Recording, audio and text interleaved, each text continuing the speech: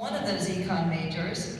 This will be the Chancellor's Award winner of the Undergraduate Prize in Economics. This award was established by the Department of Economics to honor excellence in economic studies. It is given annually to the undergraduate majoring in economics who is judged to be the most outstanding based on performance in the major and related courses.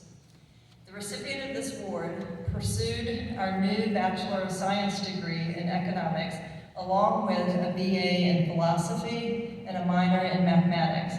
I had the privilege of advising his honors thesis in economics. Aptly for our current times, he studied the marketplace of ideas, that is, the incentives and the impacts of free speech. Specifically, he examined students' comfort discussing politics and their attitudes toward the college administration before and after prominent deplatforming incidents around controversial speakers who have been invited to campus. His thesis research stems from his involvement in several civil discourse initiatives.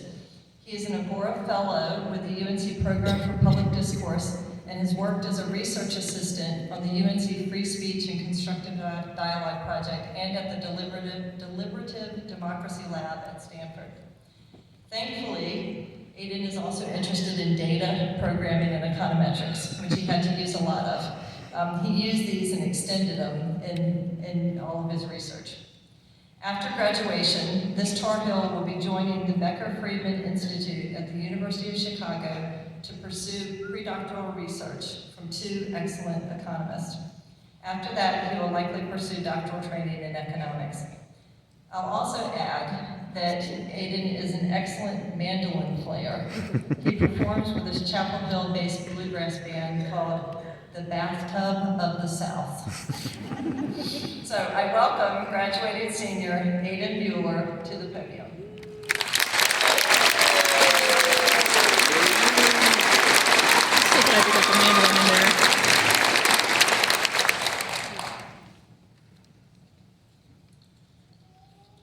Perhaps my thesis research is why they didn't get my speech. So I'd like to start by thanking the professors, in particular three who have benefited me enormously, particularly in my senior year. These are Donna Gillespie, my advisor, Clara Peter, the faculty thesis director, and Fei Li, my micro instructor. And all three of you have, besides challenging me in your coursework, have pushed me to appreciate economics as more than just solving math problems or time statistics, but as studying choice. Now, according to the pamphlets I think many of you have, my task today is to reflect. And the first thing that comes to mind is just how strange it is to be up here before you all, because even a few years ago, it's not a position I ever imagined to find myself in. I started college, not even at UNC. I was at UNC Charlotte studying architecture. I dropped out, and I came here to study philosophy.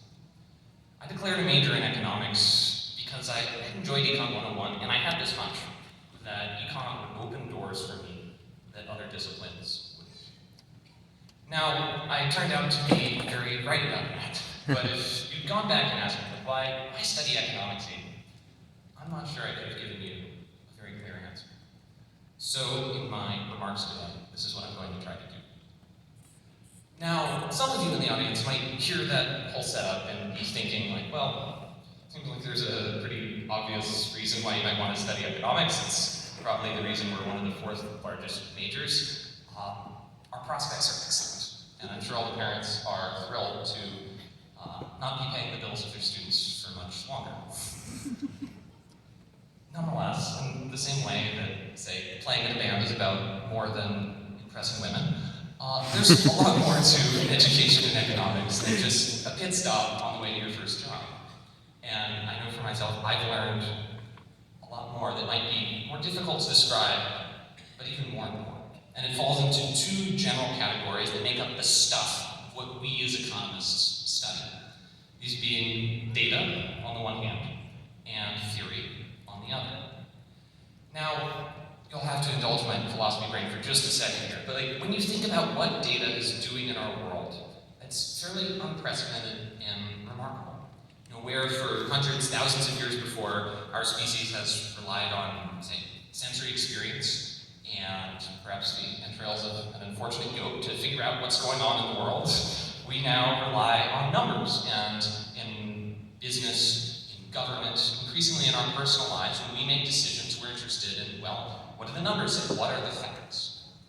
Going into this world, it's never been more important to be able to think critically about data. And this is what economics major trains you to do.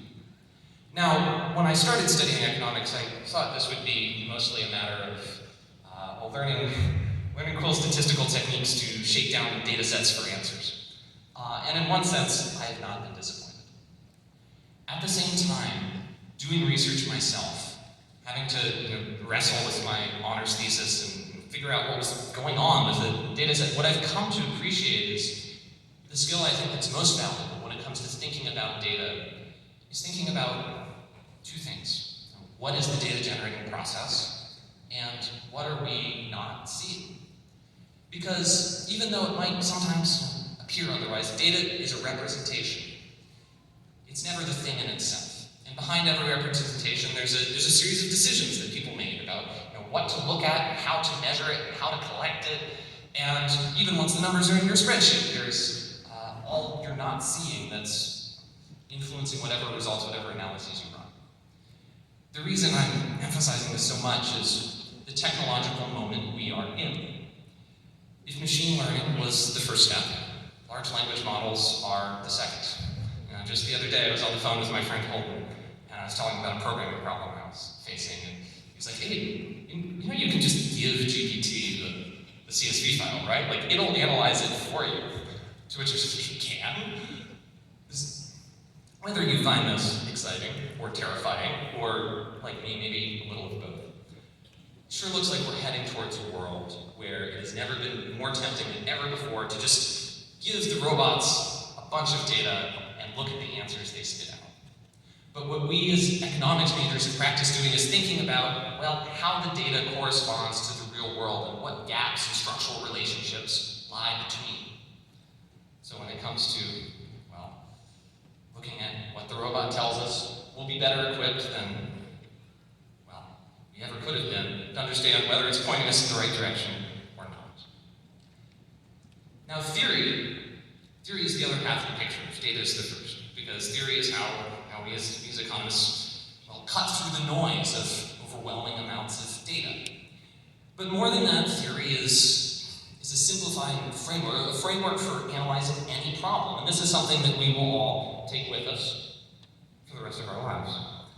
Now, I want to be clear. Like when I say theory, I am not talking in like a narrow mathematical sense. Save for the some of us that are pursuing graduate studies in economics. I know we're not going to be setting up little utility functions and solving first-order conditions and so forth. But what we will be doing is encountering problems in our work, in our personal lives, everywhere. This is what being a human is all about. And we as economics majors have a framework with which to confront them. It has three components that you've seen again and again and again in different forms throughout your time.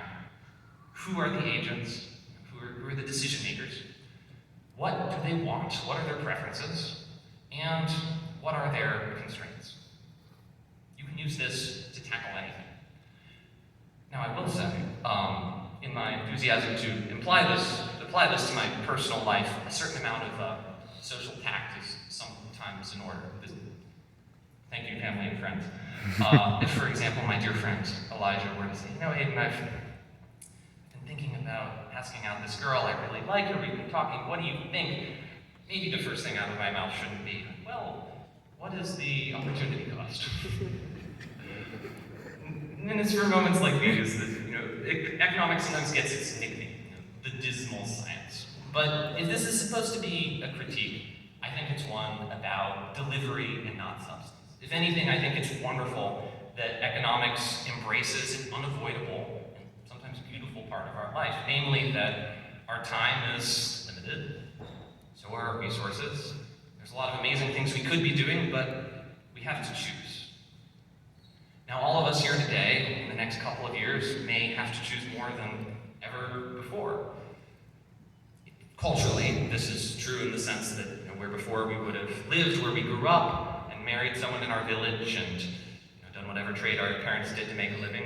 Now it's all up to us. What to study, where to go, who to marry, where to live, all of it. And similarly, we've never had more freedom now than ever before in our lives.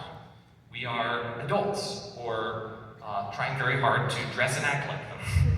And we will have, we do not, most of us, have families and careers that are locking us down in a specific place. It's all up to us. And when I, in certain moments, forget to be grateful for how wonderful that is, it is a little intimidating. I mean, you have to choose, it's scary. But I know that I'll be better able to solve my problem, as Dr. Gillespie would put it, because I studied